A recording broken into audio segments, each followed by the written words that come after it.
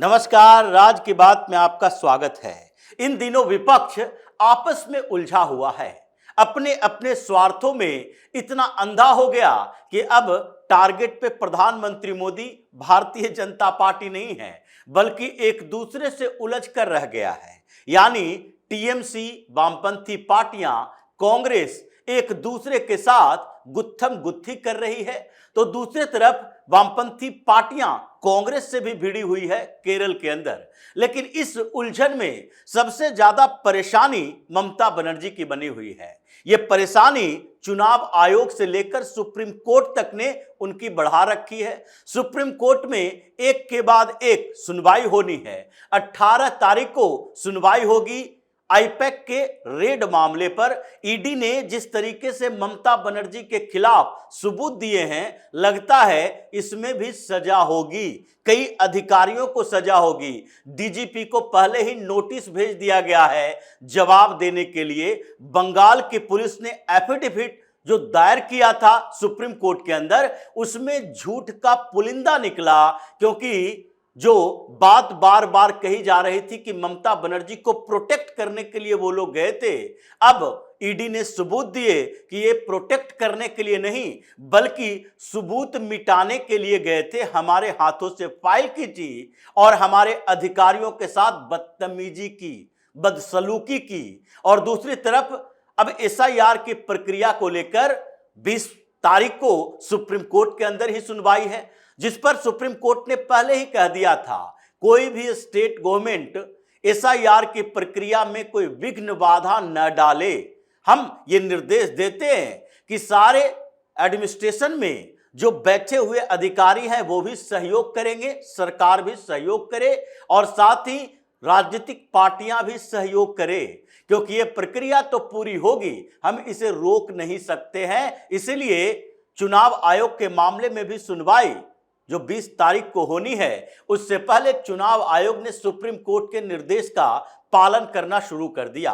और ममता बनर्जी अब छटपटा रही हैं, क्योंकि उनको लगने लगा है कि हम तो केवल कठपुतली चीफ मिनिस्टर रह चुके हैं। जितनी दादागिरी करनी थी हमने कर ली, जितने अपने अधिकारियों को जो इनके इशारों पर काम करते थे उसे प्रोटेक्ट करने के तरीके डेवलप करने थे हमने कर लिए। हमने महाधिवक्ता को बुलाया, एडवोकेट जनरल को, हमने लीगल बैटल को जीतने की कोशिश की। चुनाव आयोग पर सीधा हमला करते हुए हम सुप्रीम कोर्ट में जाकर खुद अपने आपको वकील के तौर पर पेश किए, दलीलें पेश की, लेकिन अब कुछ होने वाला नहीं है, क्योंकि सुप्रीम कोर्ट ने जिस तरह निर्देश दिए और चुनाव आयोग को खुली छूट दी, उसके बाद चुनाव आयोग ने अपना काम शुरू कर दिया।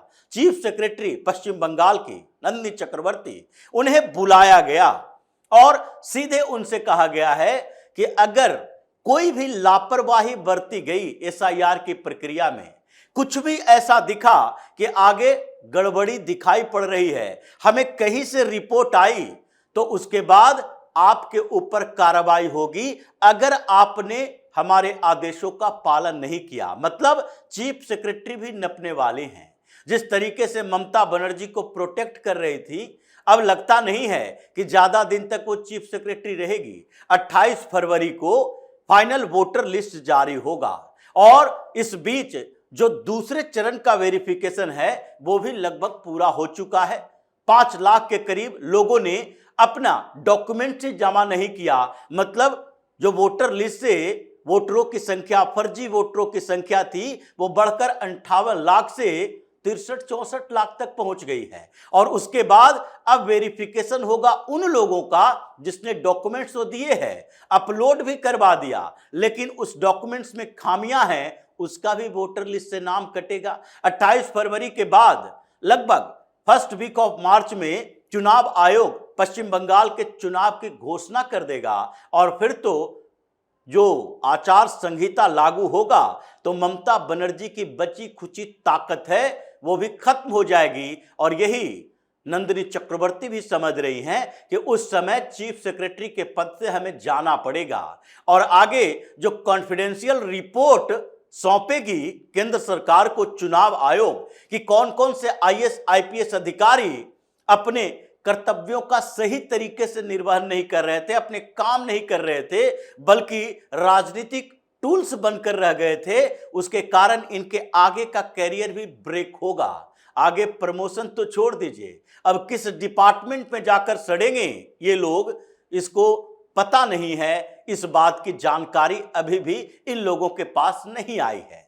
तो इसलिए चुनाव आयोग ने सीधे तौर पर चीफ सेक्रेटरी के साथ मीटिंग की और बताया कि आगे से लापरवाही मतलब आपकी कुर्सी खिसक गई, आप ज्यादा दिनों तक इस पद पर नहीं रह पाओगे। लेकिन इसके बाद जो और अधिकारी जिनके खिलाफ शिकायत पर शिकायत आ रही थी, उन 7 अधिकारियों को सस्पेंड कर दिया गया, जिसमें 2 मुस्लिम अधिकारी ऐसे हैं, एक मुर्शिदाबाद का भी है सफी उर रहमान, और दूसरा एक और है आलम। ये वीडियो रैंक के अधिकारी हैं जो ममता बनर्जी के लिए काम कर रहे थे। इनके पास जो इनके खिलाफ रिपोर्ट आई 7 अधिकारियों के बारे में चुनाव आयोग को कि ये एसआईआर की प्रक्रिया में फर्जी वोट जुड़वा रहे हैं। इससे पहले ही 4 अधिकारी ऐसे थे जिनको सस्पेंड करने की डिमांड चुनाव आयोग ने रखी थी, जो कि प्रथम चरण में जब वोटर वेरिफिकेशन हो रहा था तो उस समय एक एक बूथ पर 178 से ज्यादा वोट इन लोगों ने जोड़ा था। यानी उसके अलावा अब ये 7 अधिकारी जिनकी रिपोर्ट आई चुनाव आयोग के पास, उसे सस्पेंड कर दिया गया। और केवल सस्पेंड नहीं किया गया, बल्कि चीफ सेक्रेटरी को आदेश दिया गया है कि आगे इनके खिलाफ इन्वेस्टिगेशन होनी चाहिए, चार्जेज फ्रेम होगा, और अभी सस्पेंशन है। अगर ये सारे साबित हो गए तो इसका मतलब है उनके बर्खास्तगी का ऑर्डर भी सामने आ जाएगा। मतलब ये 7 अधिकारी बर्खास्त होंगे। अभी सस्पेंड किया गया है, चुनाव तक तो इन्हें ड्यूटी पर नहीं रखा जाएगा, चुनाव के बाद इन्हें बर्खास्त करना ही है, चाहे रिपोर्ट की कैसे भी ये चीफ सेक्रेटरी के हवाले से आ जाए, क्योंकि चुनाव आयोग ने दूसरे तीसरे लेयर पर भी इन्वेस्टिगेशन करने के लिए अधिकारियों की टीम बना रखी है। इसी तरीके से जो चुनाव आयोग ने पिछले दिनों वर्चुअल मीटिंग ली थी, उसमें सारे डिस्ट्रिक्ट के यानी कि district electoral officer, ERO, electoral officer और एईआरओ, ये सारे लोगों के साथ वर्चुअल मीटिंग की थी। और उस मीटिंग में इन्होंने सीईओ यानी चीफ इलेक्शन ऑफिसर जो पश्चिम बंगाल के हैं उनको भी बुलाया था, और उस मीटिंग में सीधे तौर पर कहा था कि ये एसआईआर की प्रक्रिया को सामान्य मत समझो, ये सामान्य नहीं है, क्योंकि इससे पश्चिम बंगाल के आगे की किस्मत तय होनी है कि यहां घुसपैठिया रहेगा कि नहीं रहेगा। क्योंकि सुप्रीम कोर्ट में ये जो बार बार विदेशी नागरिकता और इन मुद्दों को उठाकर ये पॉलिटिकल पार्टियां कह रही है कि चुनाव आयोग का काम किसी की नागरिकता का प्रमाण पत्र देना नहीं है, लेकिन चुनाव आयोग ने दूसरा रास्ता अख्तियार कर लिया है कि जितने लोगों का नाम वोटर लिस्ट में है और जिन लोगों का नाम वोटर लिस्ट से हटाया गया है, जिसने डॉक्यूमेंट्स अपलोड करवाए हैं, जिसकी स्क्रूटनी चल रही है, ये सारे के सारे डॉक्यूमेंट्स अगले 5 सालों तक सुरक्षित रहने चाहिए, अगले 5 सालों तक, क्योंकि अभी तो एसआईआर की प्रक्रिया चलेगी, उसके बाद चुनाव होंगे, चुनाव के बाद उन सारे जितने डॉक्यूमेंट्स हैं उसका वेरिफिकेशन किया जाएगा, और अगली प्रक्रिया जो होगी उसमें नागरिकता चेक की जाएगी। ये जो अभी सुप्रीम कोर्ट में कहा जा रहा है कि ये बैकडोर से एनआरसी लाया जा रहा है, ये बैकडोर से एनआरसी ही है, और ये 5 सालों तक उस डॉक्यूमेंट का वेरिफिकेशन चलता रहेगा। और अधिकारियों को भी निर्देश दिया गया है कि अगर आप लोगों में से कोई भी अधिकारी जिसके क्षेत्र के अंदर चाहे ईआरओ हो, एईआरओ हो या डीईओ हो या सीईओ हो, कोई भी चुनाव में शामिल अधिकारी जिनके क्षेत्र में कोई लापरवाही बरती गई और जहां पर बांग्लादेशियों को, घुसपैठियों को, इन लोगों को वोटर लिस्ट में नाम जोड़ा गया है, या फिर जो चुनाव आयोग ने डॉक्यूमेंट्स की लिस्ट दी थी उसके अलावा किसी डॉक्यूमेंट्स के आधार पर वोटर लिस्ट में नाम पाया गया, तो इसका मतलब है वो अधिकारी नपेगा, उसका कॉन्फिडेंशियल रिपोर्ट जाएगा इस आधार पर कि ये कर्तव्य का निर्वहन सही तरीके से नहीं करते। यानी कि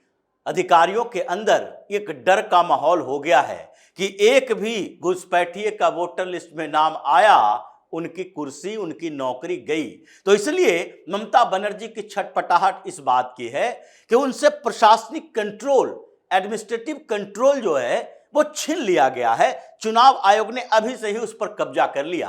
अभी तक ममता बनर्जी अपने अधिकारियों को बचा रही थी और उन लोगों को भी लग रहा था कि ये बचाने में कामयाब होगी। जब 4 अधिकारियों के सस्पेंशन ऑर्डर दिल्ली से गया था, चुनाव आयोग ने उस समय के चीफ सेक्रेटरी को भी बुलाया था, तो उस समय भी ममता बनर्जी उन लोगों को प्रोटेक्ट कर रही थी। उन्होंने कहा कि इन्हें चुनाव ड्यूटी से हटाया गया है, न तो सस्पेंड किया गया और न ही उनके खिलाफ एफआईआर दर्ज किया गया। लेकिन अब जो कार्रवाई हो रही है चुनाव आयोग की तरफ से, उससे अधिकारियों को लगने लगा कि ये ममता बनर्जी अब केवल कठपुतली चीफ मिनिस्टर रह गई है। इनका पावर सीज हो गया, एडमिनिस्ट्रेशन पर कंट्रोल नहीं है। न तो चीफ सेक्रेटरी से ये कोई काम करवा सकती है, न ही इलेक्शन ऑफिसर जितने नियुक्त किए गए हैं वो लोग इनकी बात सुन पाएंगे, और अगर कोई गलती कर दी इन लोगों के कहने पर तो हमारी नौकरी भी ये बचा नहीं पाएंगे। इसलिए छटपटाहट उनके अंदर है। और पश्चिम बंगाल में एडमिनिस्ट्रेटिव कंट्रोल का खेल ऐसे मोड़ पर पहुंच गया कि ममता बनर्जी के चीफ मिनिस्टर का पावर ही खत्म होता दिखाई पड़ रहा है। 1 महीना का लगभग समय है। 1 महीने के अंदर ममता बनर्जी सरेंडर मोड में आ जाएगी। ये जितने एग्रेसिव हो रही थी उनका सारा एग्रेशन डाउन हो जाएगा और आगे चुनाव की घोषणा तक वो पस्त हो जाएगी। लड़ते लड़ते आगे लड़ने के लायक नहीं बच पाएगी। तो इसी तरह की खबरों के साथ फिर से हाजिर होंगे। तब तक के लिए बने रहिए हमारे साथ और देते रहिए हमें सहयोग, ताकि इसी तरह की खबर हम आपके लाते रहे। धन्यवाद।